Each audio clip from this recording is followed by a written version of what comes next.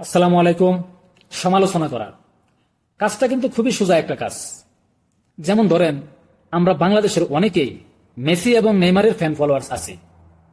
তারা যখন বিশ্বকাপের মঞ্চে অথবা পৃথিবীর সারা কোনো একটা স্টেডিয়ামে খেলে, আমরা চা দোকানে বসে চিন্তা করি, আরে মেসি বলটা তো এই দিক দিয়ে না, ওই দিক দিয়ে দিলে পারতি। আরে নেইমার কি খেলে, 3 জনটা কাটা যাইতে পারলো না।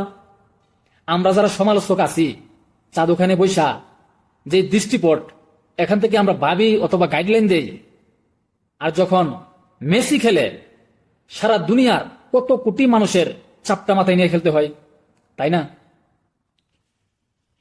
বিষয়টা হচ্ছে, এই মুহূর্তে ডক্টর মোহাম্মদ ইউনূসের অভ্যন্তরীণ সরকারের সাথে সমন্বয়কদের একটা দূরত্ব তৈরি হয়েছে। এটার প্রধান কারণ হচ্ছে যে উপদেষ্টা পরিষদে যে 2 জন সমন্বয়ক আছে, আগে অভ্যন্তরীণ সরকারের প্রধান উপদেষ্টা তিনি কিন্তু প্রথম দিকে সমন্বয়কদের কথায় অনেক কিছু প্রাইভেশন হতো।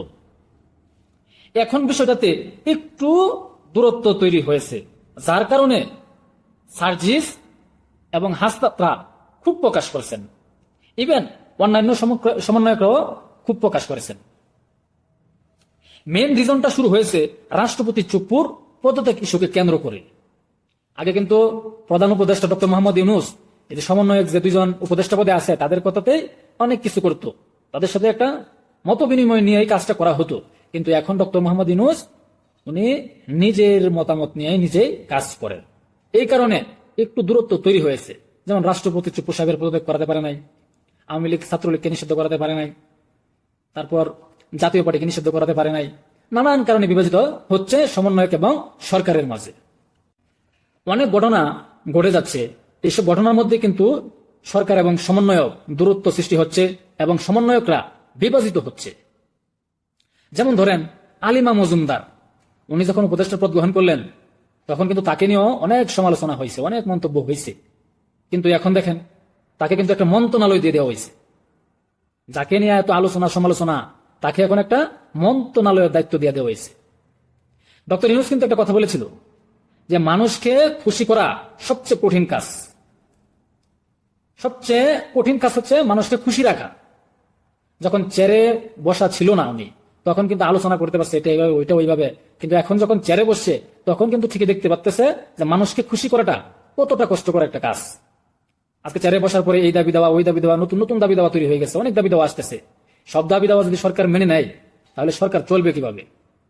আগে যখন আমরা দেখতাম যে শিক্ষকরা মাঠে নামতো, তখন পুলিশ গিয়া জল কামান দিয়া জল দিত, ভাঙচুর করতো, অত্যাচার করতো।